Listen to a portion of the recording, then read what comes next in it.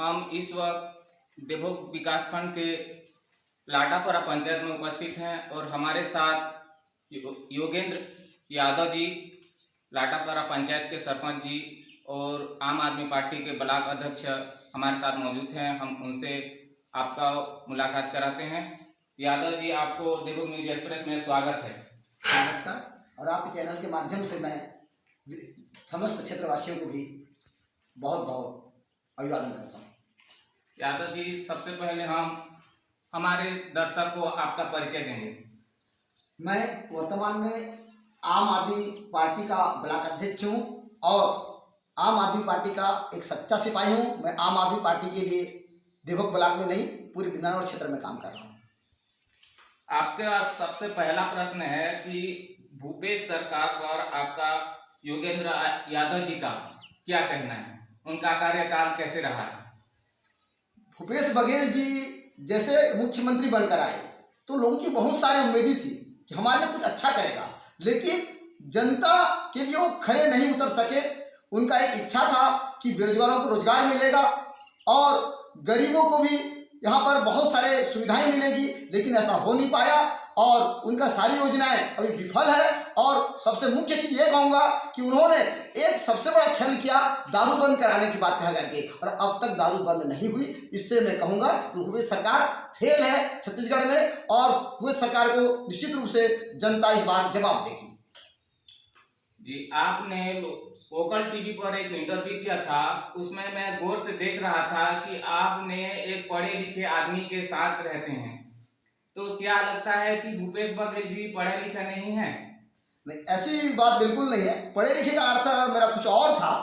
आप देखते होंगे कि कांग्रेस का मुखिया कहना चाहिए आज की डेट पे राहुल गांधी जी हैं और एक स्टार है राहुल गांधी जी। वो एमफिल तक पढ़े हुए हैं, लेकिन लोग उनको क्या कहते हैं भाजपा के लोग? पप्पू। और पप्पू कौन कहता है? हमारे प्रधानमंत्री जी भी कहते हैं। और प्रधानमंत्री जी को अपना डिग्री दिखाने की नौबत आ गई कि मैंने यहाँ तक पढ़ा है, वहाँ तक पढ़ा है। जो अपना डिग्री दिखाने की जिसको नौबत आ गई, तो ऐसा पढ़ाई भी किस काम का जो अपने डिग्री को मैं यहाँ तक पढ़ा हूँ दिखाने लगे।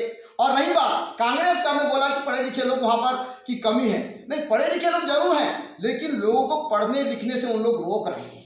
उनकी शिक्षा व्यवस्था बिल्कुल अच्छी नहीं है। और मैं पढ़े लिखे लोगों के साथ रहता हूँ, इसीलिए मैंने कहा है क्योंकि अरविंद केजरीवाल स्वयं तो आईएएस है ही, लेकिन देश के तमाम युवाओं को, यहाँ के नागरिकों को वो आईएएस बनाना चाहते हैं, इंजीनियर बनाना चाहते हैं, डॉक्टर बनाना चाहते हैं और बड़े बड़े उद्योगपति बनाने चाहते हैं शिक्षा के माध्यम से। देखो, यहाँ तक कि विदेश के लोग भी केजरीवाल की शिक्षा की नीति की तारीफ करने लगे हैं। अब देखिए, इस बार पंजाब में जो सरकार बनी है भगवंत मान जी, उन्होंने भी शिक्षा को इतना अधिक ध्यान दिया है कि वहाँ का जो स्कूल है 5 स्टार होटल जैसा लग रहा है। और न कि लग रहा है, बल्कि वहाँ के जो इतने शिक्षक हैं वो पढ़ाते भी हैं इतने बेहतरीन ढंग से कि जितने भी स्टूडेंट हैं वो निश्चित रूप से बहुत आगे जाएंगे।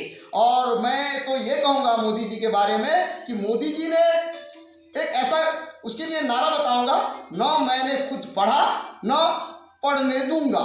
तो इस तरह से नरेंद्र मोदी जी शिक्षा के क्षेत्र में बिल्कुल काम नहीं कर रहे हैं और खुद भी पढ़ाई के क्षेत्र पे अच्छे नहीं। तो आपने पढ़े लिखे आदमी के साथ रहते हैं या जो काम करता है, जो विकास करता है, उन्हीं के साथ रहना चाहते हैं? पढ़े लिखा व्यक्ति है तो निश्चित रूप से तो विकास करेगा ही, कहने की बात ही नहीं है, क्योंकि वो समझ सकता है। शिक्षा एक ऐसी चीज है, अंबेडकर जी ने कहा भी है, जो भी शिक्षा रूपी दूध पी लिया वो शेर की तरह दहाड़ेगा। और शिक्षित व्यक्ति डिग्री लेकर पढ़ा लिखा होना में और पढ़ा लिखा होने में बहुत अंतर है, क्योंकि पढ़ा लिखा व्यक्ति गलत नहीं करता। और कुछ लोग भ्रष्टाचार के में जरूर लिप्त हैं, लेकिन केजरीवाल सरकार के जो लोग शिक्षित लोग हैं, आज जिस मनीष सिसोदिया को जेल में डाल दिया गया है, वो शिक्षा क्षेत्र में विशेष रूप से ध्यान दिया था। और इतना ज़्यादा ध्यान दिया था कि भाजपा और कांग्रेस के लोगों को इतना बुरा लगा कि शिक्षित जब हो जाएंगे तो हम लोगों को उखाड़ कर फेंक देंगे और वो सब लोग आम आदमी पार्टी की सरकार बनाने के लिए तैयार हो जाएंगे और आम आदमी पार्टी हम पर राज करेगा। इसलिए लोग पढ़े लिखे ना हो, ये सोच करके इन्होंने मनीष सिसोदिया जी को जेल में डाल दिया। वो दिल्ली के शिक्षा मंत्री थे और शिक्षा मंत्री ऐसे थे जिसका मॉडल पूरा दुनिया तारीफ करती है। तो केंद्र ने संसद में एक बिल पास किया है महिला आरक्षण। उस बिल से महिला को कितना प्रतिशत लाभ मिलने वाला है? मैं एक बात कहूँगा, इसमें भाजपा का आदर्श माना जाता है अटल बिहारी वाजपेयी जी को, और यह बिल कांग्रेस ने 1989 में लेकर आई थी, जिनका विरोध स्वयं अटल बिहारी वाजपेयी जी ने किया था, यशवंत सिन्हा जी ने भी किया था। क्यों किया था, ये सवाल उठती है। क्योंकि उसमें यह था कि समस्त महिलाओं को ये आरक्षण मिलने चाहिए, और इस बार जो आरक्षण दिया जा रहा है इसमें हमारे जो दिल के करीब है, हमारे और भाई, हमारे और बहनें और माताएं, ST SC को प्राथमिकता दिया गया है। मैं चाहता हूं कि अगर इसमें OBC को भी आरक्षण दिया जाता तो बहुत बेहतर होता, और ये बिल अच्छा है, इस बिल का मैं स्वागत करता हूं। इसको तारीफ हर लोगों ने किया है, और मैं चाहता हूं कि ST SC के महिलाओं को जो 27% आरक्षण मिलना चाहिए वो मिल रहा है, बड़ी खुशी की बात है, और मैं उन लोगों को शुभकामनाएं भी दूंगा। लेकिन ये बिल उनको ही फायदा होना चाहिए था जो OBC के लोग, क्योंकि भारत देश में OBC की इतने संख्या में लोग हैं कि अगर इनको लाभ दे दिया जाता है तो OBC के लोग को जिस दिन सहयोग मिल जाएगा, देश का उन्नति इतना तीव्र गति से होगा कि देश हमारा वास्तव में जो विश्व गुरु बोलते हैं ना, विश्व गुरु बनने को लिए कोई बहुत लेट नहीं लगेगी, क्योंकि विश्व गुरु का अर्थ नहीं है, अर्थ ये नहीं है कि हम लोग सिर्फ पूजा पाठ धर्म कर्म करते रहें।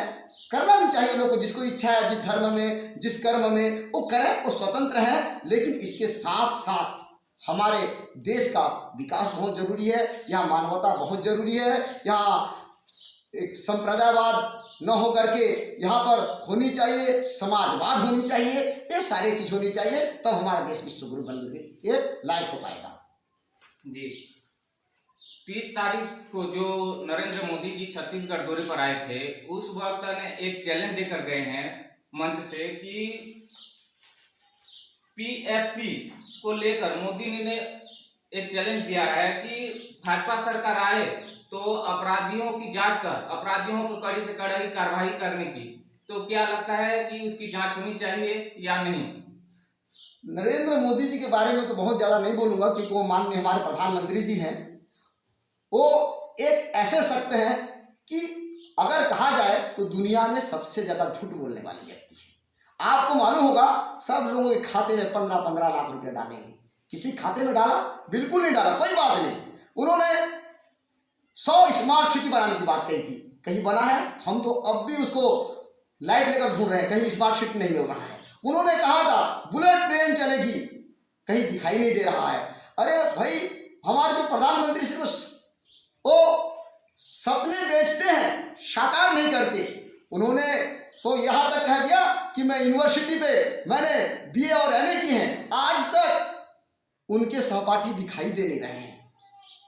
तो ये जब बोल रहे हैं जुमला, वो जुमला फेंकते हैं, वो कहना चाहिए जुमला का मास्टर है, और ये कोई जांच वाच होने वाला नहीं है। और चुनाव आएगा, फिर से जो उन्होंने कहा है जांच कराएंगे, बात खत्म हो जाएगी। चाहे वो सत्ता में तो आ ही नहीं रहे हैं, इस बार राज्य में क्या आएंगे, वो तो केंद्र में भी नहीं आ रहे हैं। तो इससे स्पष्ट होता है कि जुमलेबाजी सरकार की ये जुमला है, कोई जांच वांच कुछ भी नहीं होने वाला है। और इस बार तो निश्चित रूप से केजरीवाल सत्ता में आएगी, और केजरीवाल सत्ता में आने के बाद देश का विकास होगा और सभी भ्रष्टाचार की जांच होगी, और जनता जवाब देने के लिए बहुत आतुर है। चुनाव बहुत सामने है, तो ऐसी जवाब देगी कि नरेंद्र मोदी कहाँ जाएंगे, दिखाई नहीं देंगे। वो कहते हैं ना, झोला लेकर आया हूँ, झोला लेकर चले जाऊंगा। वो झोला लेकर चले जाए भैया। वो कहते हैं 10 लाख की सूट पहनते हैं, 5 लाख की कलम पकड़ते हैं, कहते हैं कि मैं एक साधारण व्यक्ति हूँ और मैं गरीब व्यक्ति हूँ, मैं चाय बेचने वाले व्यक्ति हूँ। तो मैं चाहता हूँ कि हमारे देश के लोगों को भी वो 5 लाख की कलम और 10 लाख की सूट पहनने वाला गरीब बनाए। मैं ऐसा चाहता हूँ, मेरा निवेदन नरेंद्र मोदी जी को है। और यहाँ पर झूठ को न परोसे, क्योंकि देश जाग चुका है और आपकी झोला उठाने का समय अब आ गया है। जी, अब हमने कुछ मुख्य प्रश्न जो है पूछ चुके हैं, अब हम कुछ राजनीति को लेकर के बात करेंगे। यादव जी, इस बार छत्तीसगढ़ में कौन सी पार्टी सरकार बनाने की चांस है? हमारे छत्तीसगढ़ में 15 साल तक भाजपा ने अपना शासन किया और उन्होंने इतना भ्रष्टाचार कहा कि भ्रष्टाचार करते करते लोग उनको जान गए कि भ्रष्टाचार रूपी सरकार है, ये रावण है या तो रावण का भाई है। उन्होंने समझ गए रावण का भाई, मैं विभीषण की बात नहीं कर रहा हूँ, कुंभकर्ण की बात कर रहा हूँ, है ना। तो ये रावण का भाई है, ये लोग समझ गए। उसको उठा करके एक ऐसे जगह फेंके छत्तीसगढ़ से कि वो दूर तक दिखाई नहीं दिया। और भूपेश बघेल की सरकार को समर्थन उन्होंने किया जनता ने। और जैसे भूपेश बघेल ने आई, उन्होंने लोगों को ऐसे वहाँ के जुमले को फॉलो करना शुरू कर दिया। मोदी जी का जुमला को भूपेश बघेल जी भी फॉलो करना शुरू कर दिया और यहाँ पर उन्होंने भी कोई विकास नहीं किया है। मैं तो एक ही बात कहूँगा कि शिक्षा के क्षेत्र में यहाँ पर विकास होनी चाहिए, हर स्कूल में अच्छा पढ़ाई होना चाहिए और हर एक अस्पताल होनी चाहिए। जैसे कि आप देखते हैं बिंद्रावड़ क्षेत्र में, मैं देवोग अस्पताल की बात करूँगा, यहाँ कई सारे ऐसे बातें की हैं। आज डॉक्टर नहीं है वहाँ, मैं आज ही वहाँ उस अस्पताल में गया था। आज डॉक्टर लोग गांधी जयंती के नाम से छुट्टी मना रहे हैं घर में। क्या कोई मरीज के लिए बीमारी की छुट्टी होती है क्या?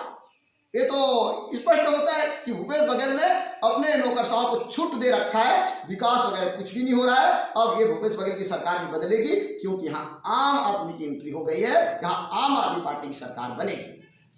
क्या लगता है कि आम आदमी पार्टी सरकार बनने के बाद ये सारी समस्या दूर हो जाएगा? आम आदमी पार्टी जैसे चुनाव में जीतकर सरकार बनाती है तो 3 महीना के पहले ही एक्शन में आ जाती है और सबसे पहले शिक्षा व्यवस्था को सुधारती है, उसके बाद बिजली की व्यवस्था को सुधारती है, उसके बाद अस्पताल की व्यवस्था को सुधारती है, हर मोहल्ले में एक मोहल्ला क्लिनिक बनाती है और हर एक टूटे फूटे स्कूल को एक अच्छे स्वरूप देकर अच्छे टीचर का व्यवस्था कराता है और उसके बाद बेरोजगारों को रोजगार देता है, जिससे शिक्षकों को बहुत सारा काम करना नहीं पड़ता, एक पढ़ाने का काम करना पड़ता है। इसलिए वहाँ की शिक्षा व्यवस्था सुधर जाती है। जहाँ शिक्षा और स्वास्थ्य और बिजली और पानी सुधर गई तो निश्चित रूप से वहाँ का विकास संभव है और केजरीवाल की सरकार आती है तो करेगी और निश्चित रूप से करेगी। जी, तो बिंद्रा नवागढ़ में किनको मतलब विजयी घोषित की जा सकती है? कौन सी पार्टी अपना सीट लेकर के आ रही है? देखो, यहाँ बिंद्रा नवागढ़ में 2 ही पार्टी थी, आज तू तो कल मैं, आज मैं तो कल तू, ये भाजपा और कांग्रेस का था। लेकिन आज अरविंद केजरीवाल की पार्टी बिंद्रानगर क्षेत्र में आ चुकी है और वहाँ युवाओं का रुझान इतना अच्छा है कि लगातार दिन प्रतिदिन वहाँ पर लोगों का सदस्यता बढ़ता जा रहा है, लोग तारीफ कर रहे हैं, लोग सदस्यता ले रहे हैं। तो मुझे पूर्ण विश्वास है कि इस बार यहाँ बिंद्रानगर क्षेत्र में आम आदमी पार्टी का प्रत्याशी जीतेगा चुनाव। जी, आपने देवभोग विकासखंड के ब्लॉक अध्यक्ष भी हैं और लाटापरा पंचायत के सरपंच भी हैं, तो आप देवभोग ब्लॉक से कितने वोट आम आदमी पार्टी के लिए दिला सकते हैं और आपके पंचायत में कितने प्रतिशत वोट आम आदमी पार्टी को मिलने वाला है? हमारे यहाँ आम आदमी पार्टी को लोग समझ रहे हैं।